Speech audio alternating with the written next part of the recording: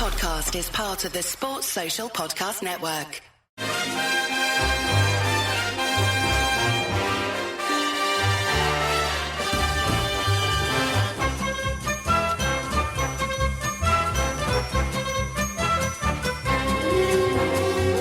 Hello everyone, I'm Chris Wynn. Welcome to How We're the podcast from Roker Report as you join us ahead of our final game before the international break, which I usually can't stand. If you've listened to the old iteration of this podcast, I've always gone on rants about the international break.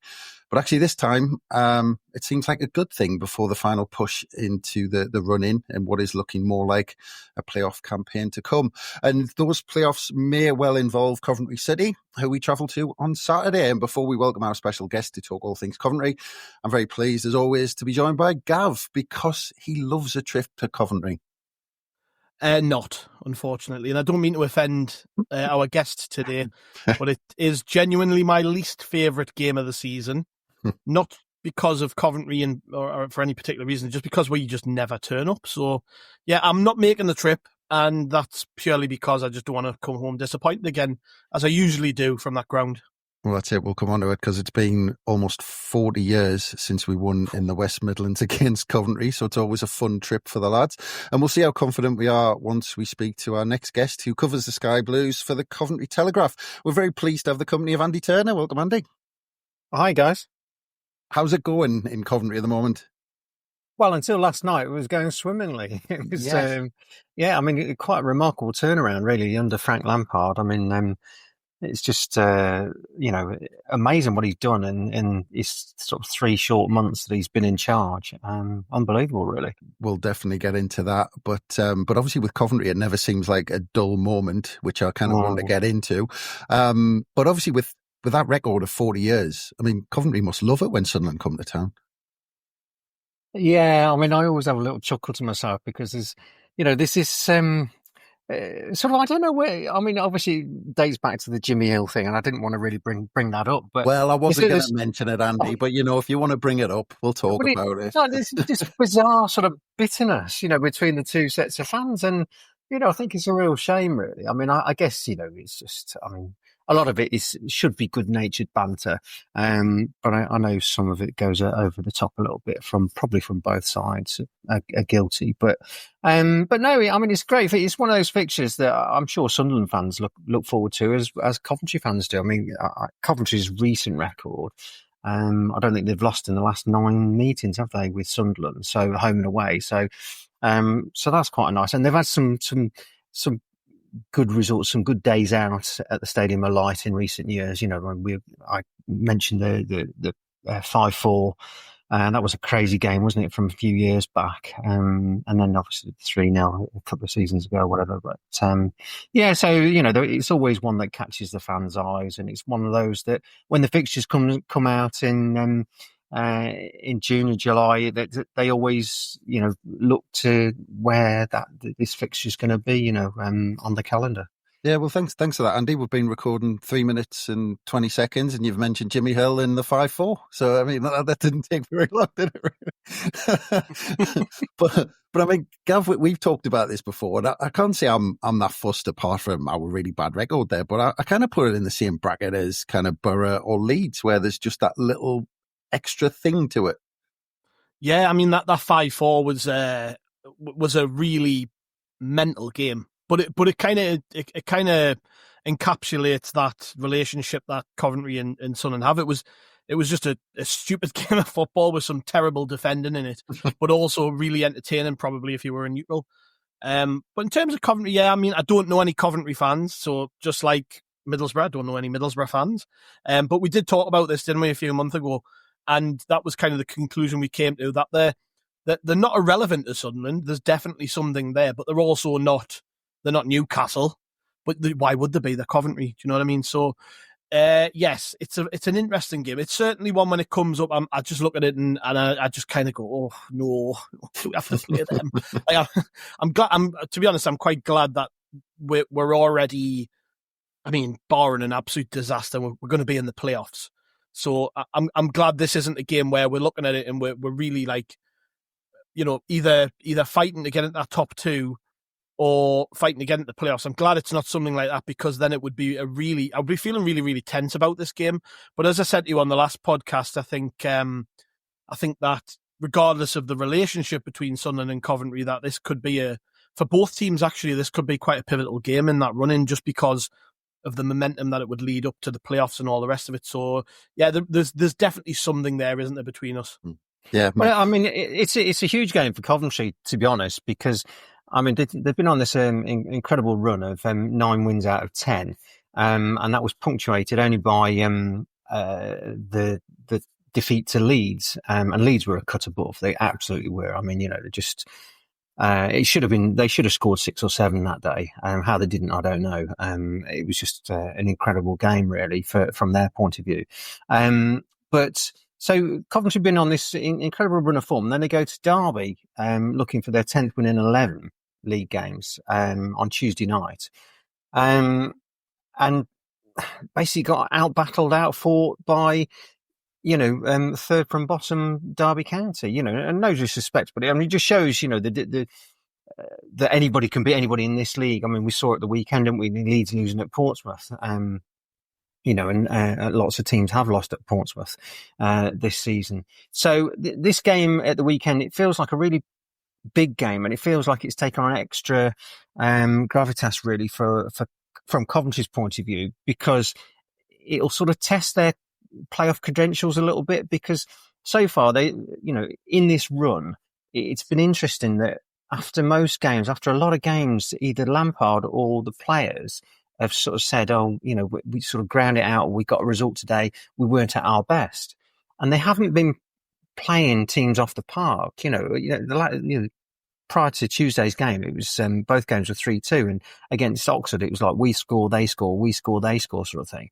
On Saturday, they took a 2-goal lead against Stoke, and then it was 2-2, and Bobby Thomas pops up and gets a stoppage time 97th minute winner, so it was one of those games that could have gone either way. So they're not playing teams off the park, and I wouldn't say they're at full tilt at this stage. And so this will be a real test, because this is the first time they've come up against a really top side since they played Leeds, probably 6 or 7 games ago. So it'll be really interesting. And if they come through on the right side, then I think it'll be foot down, and they can go forward with confidence. But they've got Sheffield United and Burnley straight after the international break, which again, so they're playing 3 of the top 4 sides in the next 3 games. It's going to be a real test of Coventry's resolve in terms of whether they've got what it takes really to keep pace with the playoff chasing pack. Yeah, well, that sounds a lot like Sunderland. And I want to kind of circle back on how Frank Lampard's done that and what he's done. But just kind of to start with a little bit of background on Coventry, because it's one of those clubs that always seem to change you without you quite realising that it's happening. Because when I grew up, Coventry were always a top flight side. They were always, battling to stay up at Highfield Road, but they were always a top flight side. But this is kind of their 5th year back in the second tier after 8 seasons. Actually, I hadn't realised how long it was in the bottom half of the Football League. And obviously we'll kind of circle back to this season. But from a high level, from looking from the outside like we do, things seem to have calmed down a bit at the club, and they seem fairly stable at the moment. But are there still issues in the background that need dealing with in terms of that ownership problem and the stadium as well? Only regarding the stadium, really. That's the only sort of element of uncertainty, because they don't own the stadium. That's currently owned by Mike Ashley, who I guess you guys up there all know all about from your neighbours. So he owns or his company owns the stadium, but Coventry do not. And obviously the ideal scenario is that Coventry eventually and the stadium, the Coventry City Football Club and the stadium eventually come together. But they have got a new owner, a businessman called Doug King, who took over from Sisu, who were sort of universally hated really down here. And he's done incredible things. I mean, he made himself really unpopular when he sacked Mike Robbins. But it's sort of all that sort of forgiven and forgotten now because of what Frank Lampard's done.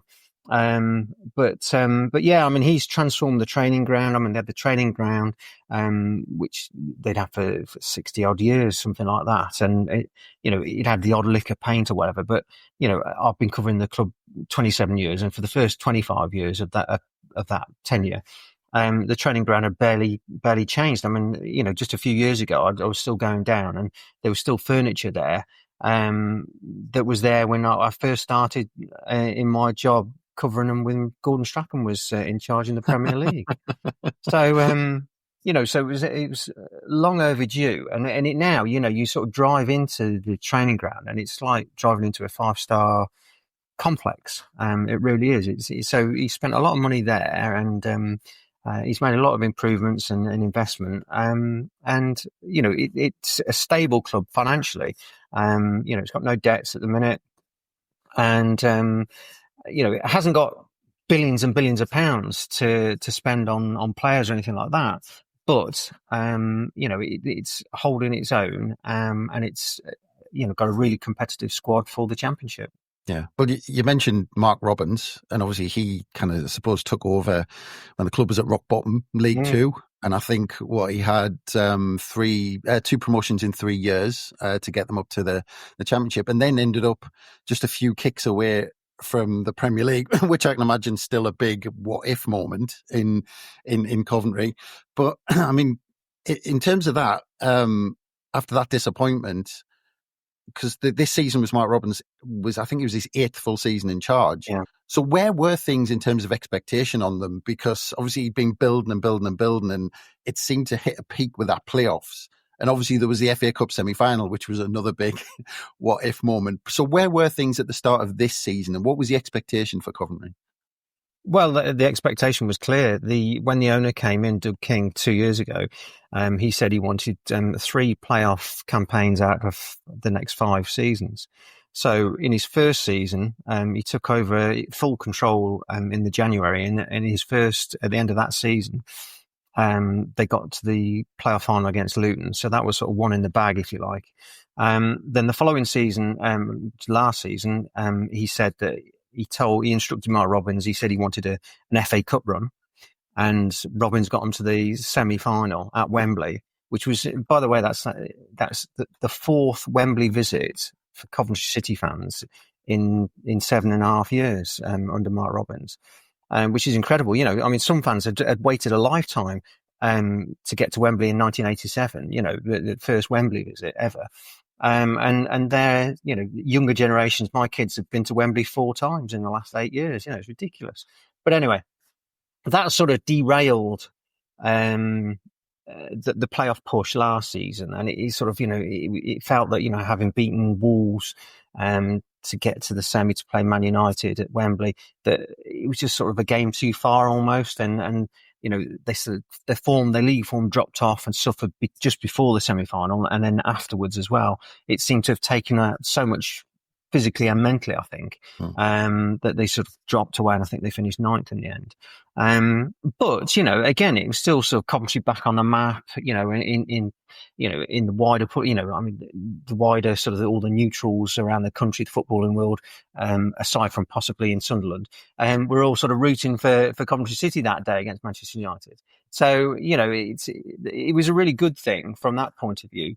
And an exciting time for the fans, and, and another amazing story in Mark Robins' sort of tenure with the club. Yeah. Well, you mentioned that dip, but it seemed to carry on into this season because they lost, I think it was 6 of the first 10. Yeah. And then they won back-to-back games for the first time either side of Halloween, but then lost the next one to Derby, and they were 17th in the league, 7 points off the playoffs though. Just a point, we were top of the table at this point, by the way. I just thought I'd quickly point that out. But then Mark Robins was sacked, and it seemed like the whole football world kind of got together and gasped in unison at this decision that they'd gone and sacked him, even though they were kind of 17th. Because the other bizarre thing is how Coventry had turned into this side where they were traditionally slow starters, and they kind of built up into a season and really, really got going. So, I mean, you've just said that there was a bit of a backlash. I mean, how big was that backlash against that sacking? Because, 17th in the league, losing 6 of the first 10, I mean, it doesn't sound great on paper, but obviously with what Mark Robins had done, he was obviously popular. Yeah, well, it was huge. It was huge. I mean, the fans really sort of turned on the owner, Doug King, whereas before, he was the sort of almost like the knight in shining armour. They even had a song, which I find totally bizarre. They even had when they have a song for him, which they stopped singing on the terraces. But they dusted off a burst of it last week, I think against Stoke, or it might have been against Oxford the week before. I can't remember. But anyway, so yeah. I mean, it's really sort of strange, when at the time it was hugely unpopular, and it wasn't until, well, some people got really excited when Frank Lampard was sort of linked to the club, and then when he was appointed, there was a bit of excitement. But then there was a lot of sort of fans sort of saying, "Okay, let's see what you can do. Then let's see, let's see what you can do, Sunshine." And then, of course, it started off, and it was a bit sort of they were a bit hit and miss.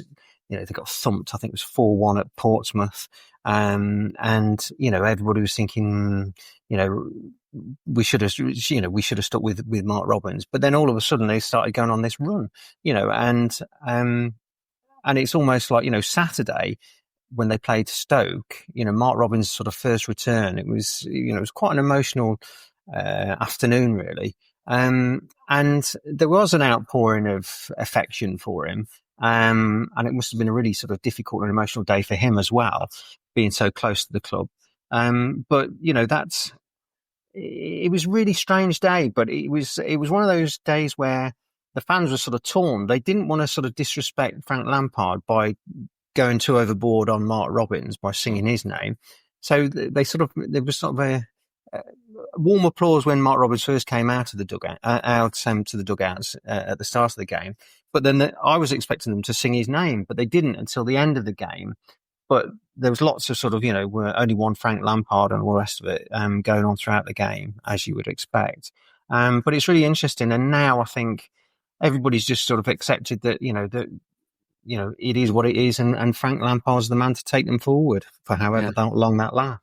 Yeah. I mean, Gav, a fellow outsider, I remember kind of when I saw the news and, when you just look at it on paper, because we're from outside, you're just a bit kind of emotionless. You don't, kind of bought into the whole Mark Robins thing.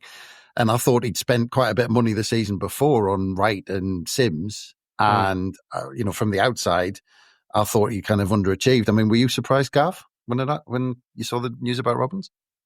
Oh yeah, I think that was the same as everybody else looking at that news. I think when it's very unusual, isn't it, in football to have a manager stay for any length of time. I mean, he really bucked the trend in many regards because it just doesn't happen anymore.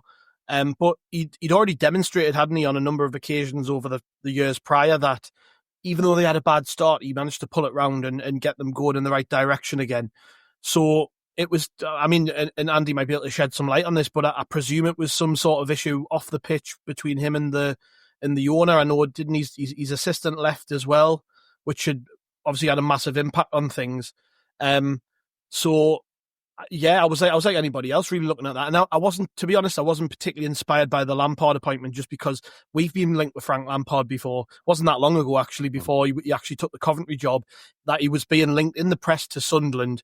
And I wasn't particularly enamoured by that link at all, just because, had really just seen the way that he hadn't really grasped it when he was at Everton towards the end there, and then in his second spell with Chelsea. So I wasn't particularly over the moon with that link. But to be honest, fair play to him. Like, he's absolutely smashing it, and it had to go that way, I think, didn't it? Because when you replace a popular manager, the scrutiny is intense, and all eyes are on you, and you've got to deliver. And I mean, you've got to say he's done it, hasn't he? I mean, I know the season hasn't ended yet, but to have to even be in the reckoning for a top 6 finish, I think it's demonstration of the brilliant job he's done. Yeah, I mean, just two things I'll touch on it. Just going back to Mark Robins, and you mentioned his assistant, Adi Varvash. I mean, Adi Varvash, who's sort of a well-decorated coach from Chelsea, had 10 years at Chelsea's academy and under 21s, and sort of won everything, going all sort of European and domestic honours with the young Chelsea lads. He came to Coventry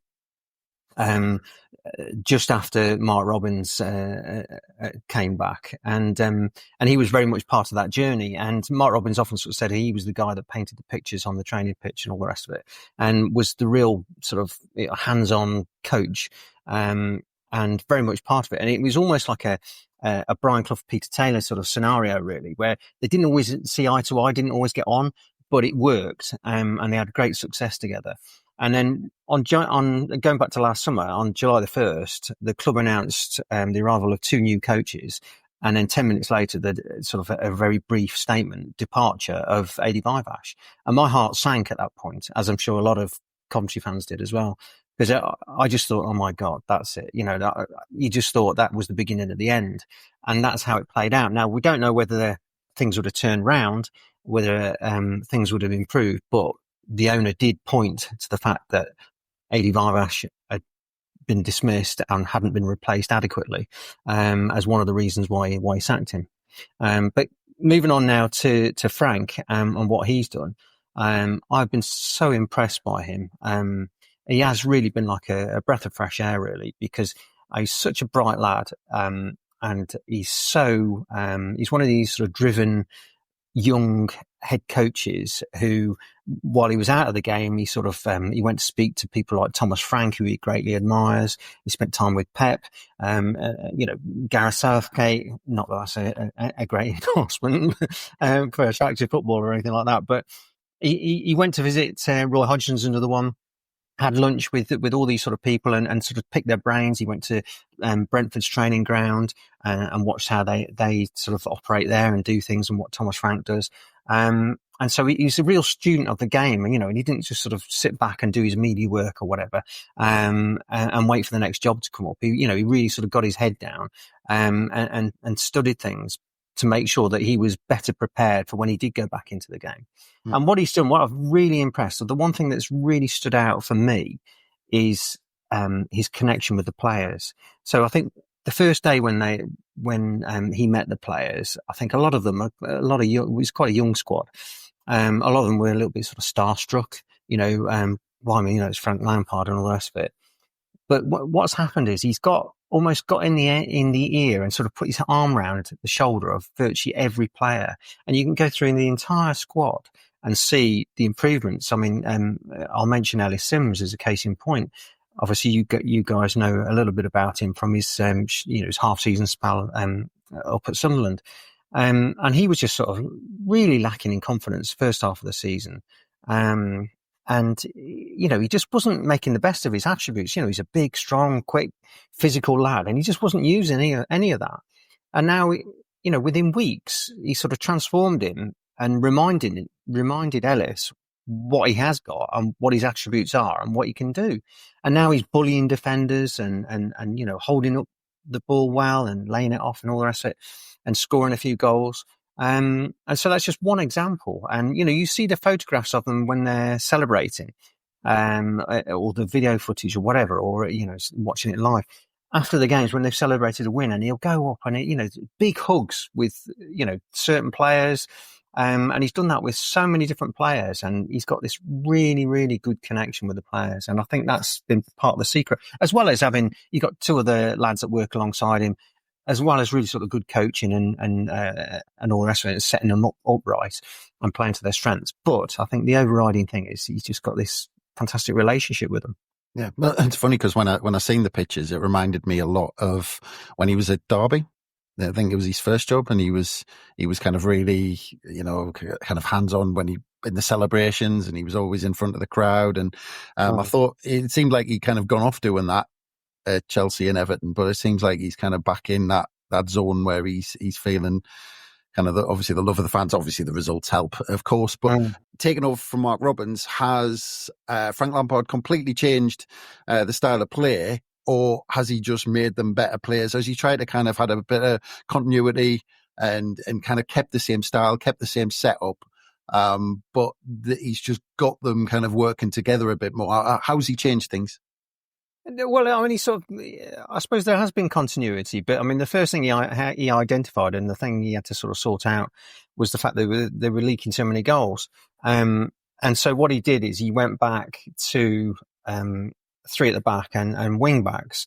I mean, Coventry has sort of evolved over the last few seasons, and when Carl McFadden was there, and the season they had the playoff push and got to the final with against Luton, they very much played with a really effective back three with McFadden at the sort of centre of that, and wing backs. And then the following transfer window, they started bringing in wingers, and they wanted to change to a 4, and it was like more of a 4-2-3-1 system. And then Frank Lampard came in, and he likes to play with a 4, but he plays like a 4-3-3. But because of they had quite a few injuries at the time, including leading scorer Haji Wright, who incidentally hasn't. Last night against Derby was his first start since he was stretchered off at the Stadium of Light in that 2-2 draw, and I think it was November the 9th, wasn't it? So he's been out that long. He's had a couple of sub appearances leading up to last night's game. So he's been out without key players. Ben Sheaf is another one, the captain, who's he spent 9 games out with a calf strain as well during that period of time. So he had to sort of find a way really to sort of steady the ship, stop shipping goals, and then in recent weeks, in the last sort of 3 or 4 weeks, he's gone back to a back four with wingers, and he's got Ephraim Mason-Clark and Tatsuhiro Sakamoto as the wide players, and that's been really effective. So that's the way he wants to play. But again, I think, it's a combination of things, but I think the single biggest thing is what I said before, is that, he's just really sort of given each and every player an injection of confidence that has just sort of rejuvenated them and reset them for this season, and given them the just that confidence to push on. And I mean, Bobby Thomas he scored 5 goals. He's centre half. He scored 5 goals this season, 2 of which have been stoppage time winners. So players like that, and it was telling, that when he scored on Saturday in the 97th minute, he scored at the away end, but also Singer's Corner, which is where the hardcore Coventry fans sort of meet the away end now, behind the goal. And that's traditionally where, if anybody scores at that end, they go straight for Singer's Corner. Well, Bobby Thomas did an about turn and ran to Lampard on the touchline in the opposite direction. And that's where they had this sort of big man hug and all the rest of it. So, I think that sort of speaks volumes really, again, for what he's done in terms of their relationship, Yeah, well, looking at their home form specifically, won 5 and lost 1 of the last 6 on home soil. Overall, won 10 and drawn 3 from 18. So based on those numbers, they're pretty strong at home. They are, and I think the one thing you might notice, again, the atmosphere at the CBS Arena is really, really big these days. I mean, obviously you're used to that at Stadium Light, aren't you? I mean, incredible numbers there, and I always find that a sort of really sort of quite an intense and intimidating place to go to, because the noise when the players walk out is incredible. But Coventry is becoming. They don't get the same numbers, but they're getting, high 20s and last time out against Stoke was 30,000, just over 30,000 fans. And, the build up to the game, and they sing, they got their sort of pre-match anthem now, which has really sort of taken off over the last sort of 12, 18 months, which is, they sing to the enemies, we'll live and die in these towns, just before, kickoff, and the enemy are a Coventry band, and it's a really quite exciting and special atmosphere, and so it'll be it'll be really quite intense on Saturday, I can assure you, when the two teams come out, and it should make. I mean, I'm sure Sunderland fans will sell out their allocation as well, won't they? I'm sure they'll be at least 3,000, won't they? I'd imagine. Yeah. But we'll have sold all the tickets for Coventry. It's a decent trip. It's not kind of too far. I was just getting lost there thinking about my college days and the enemy when the enemy came out, but that was a long time ago. Remember seeing the enemy at the Stadium of Light, actually. They supported Oasis on the last tour. But just on Sunderland quickly, Andy, because it's always interesting to get a viewpoint from outside of the bubble that we live in, because we're always kind of soaked in it. But how do you view Sunderland's season so far from an outsider's point of view? Well, to be honest, I've been quite surprised that they've stayed the distance, because when we played them back in November. And got a point up there, which I always think, it's an intimidating place for me. And I always think, it's a difficult place to go, do well to get something from there. And I didn't think they played particularly well that day. And I thought, perhaps they're not quite as good as everybody sort of thinks they are. And I did think that they fall a bit and drop a bit. But fair play to them. They've kept right up there. And, I think they've got is it a 13-point gap between West Brom now in fifth? Fourth and fifth. 15 points. Oh, it's 15 points. Possibly, but I might be wrong on that. But it's something like that, yeah. In that region. Which is a nice buffer, isn't it? And, something would have to go spectacularly wrong now for them not to be in the playoffs at the end of, 9 games time. I think they've done incredibly well. And I think, given the history and the recent sort of record between Coventry and Sunderland, I think Coventry fans are desperately hoping that they end up playing Sunderland in the playoffs semis if they get that far, and if they do stay the distance themselves. Yeah, well, I was going to say, it's really, obviously the Championship, it's always really tight for that chase for the top 6, but are Coventry pretty confident of making it? I don't think they're overly confident, because, as I said before, Coventry haven't been playing that particularly that well. They have been getting results, but they haven't been playing teams off the park, and they have got defensive frailties. It's not a foregone conclusion. I mean, they are, excited and everybody's sort of hoping for a big push. But as I said, these next 3 games, playing 3 of the top 4 sides, will be sort of almost a real sort of marker, a real gauge as to, how well they're going to do, really, because, if they fall flat on their faces and lose the next 3 games, then everybody will be thinking, well, this is going to be a tough ask. But, they're certainly capable of doing it. It's whether they can sort of continue the momentum, this weekend or beyond, that they've enjoyed in the last sort of 8 to 9 weeks. Yeah. Well, I'll bring it up again. Awful record. April 1985. I was about 2, so I don't think I've ever known us to win in Coventry in my lifetime. And that record's been at 3 different stadiums as well. So are you confident our bad run's going to continue at the weekend, Andy? Well, I think Coventry fans will be, because we spoke at the top of the programme that, both sets of fans sort of seem to, well, Coventry fans certainly love this fixture. And so, it's the one that they look forward to on the calendar, not above any others, but certainly most seasons, they'll look for this fixture amongst others. And they will be confident. The fans will be confident on Saturday. I'm sure the players will be desperate to get back on track, having lost last night, and being sort of out-battled really by a really sort of dogged Derby side. But no, so, and, again, they'll be buoyed by a really wonderful atmosphere. It should, hopefully it'll be a good game. Hopefully it'll be an entertaining game, first and foremost. But yeah, Coventry camp will be very, very confident, I'd imagine. Yeah. And Gav, from our point of view, obviously we've got a brilliant track record with ex-players, so I'm fully expecting Alice Sims to be on the score sheet. But how do you think we'll approach the game, first of all, and give us a prediction as well? Well, I hadn't actually realised until Andy was talking about defensive frailties there that Coventry have conceded 6 in the last 3 games, which obviously means they're not the tightest at the back, which kind of gives me a little bit of hope.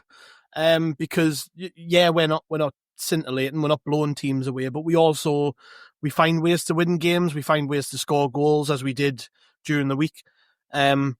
So what I'm expecting is us to do what we've done pretty much every time we've went away from home against anyone half decent, and that's sit in, play with pace on the break, try and cause them problems over the top with Isidore or Mayenda with their pace. I think that's where the game will be won if we're going to win it. I can't see us going there and trying to outplay Coventry. I certainly can't see us doing what we did on Tuesday and going with two up front, two central midfielders being wide open, because the style of play for Coventry has probably evolved a little bit since this memory came into my head. But I always associate them with like a strong middle three, playing with a back three, wing back, strong middle three. And so many times over the years, we've been just out-muscled and out-battled in midfield. So I think it's going to come down to that, if I'm honest. But the fact that they've conceded so many goals recently, it does give me a little bit of hope. So I don't know how it's going to play out, but I mean, I'm not particularly confident. I never am when we play Coventry. So I would probably go with the score draw, if I'm honest. I'm not going to say we're going to win, because I just can't. I keep coming back to this. It's Coventry. I just even if just replace the word Coventry with Stoke, I don't know, or something like that, I would be saying, I fancy us to win this weekend.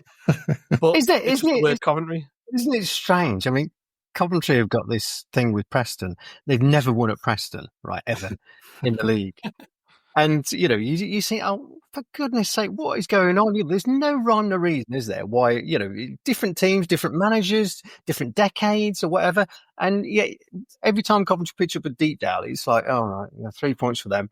And you just cannot get your head around it. It's just bizarre. But I'm going to go score draw as well, I think. Yeah. Well, you know what? You're our biggest hoodoo team on there. We've got a few, but they are you're just the least confident you'll be before any game is before a Coventry game, I think. Yeah, but purely because I was in misery in midweek and I thought it was going to be a grey draw against Preston, which it usually is against Preston. I think we're gonna do all right. I'm actually going for us to win it, because that's typical Sunderland. Like we'll kind of struggle in the game you expect to win, and we'll do well in the game we expect to struggle. It's typical Sunderland. But I assume you're going to be there, Andy. Yes, yeah. Because it has got that feel about it. Two sides who are up there in the table, 3 o'clock kickoff on Saturday, almost a full house. It's got a good feel about it. I mean, it has. The fans are to use a modern phrase, they're buzzing for it. And they really are looking forward to it. And, it should be, a cracking atmosphere. And hopefully the game lives up to expectations and is entertaining at the very least. Yeah. And, we'll just hope it's a good game as well. And it's also a potential chance to weigh up possible opponents in the playoffs, should we both make it, which might be interesting as well. But on that note, it just leaves me to say thank you very much for joining us, Andy. It's been an absolute pleasure, and all the best for the season ahead, unless we meet again, of course. Just get that one in. Smashing. Thanks, guys. Nice to speak to you. Thanks again, Andy. All the best. Thank you. Thanks as always, Gav. I'm sure people can't wait for you to take the lead again on the pod after the game. But thanks very much, mate. Cheers, mate. Cheers. And thanks again for everyone for listening. Keep a look out at Roker Report for all the build-up ahead of the game against Coventry at the weekend, and keep an eye out in all the usual places for the next How We're the podcast. That should be dropping very soon. But from us, bye for now.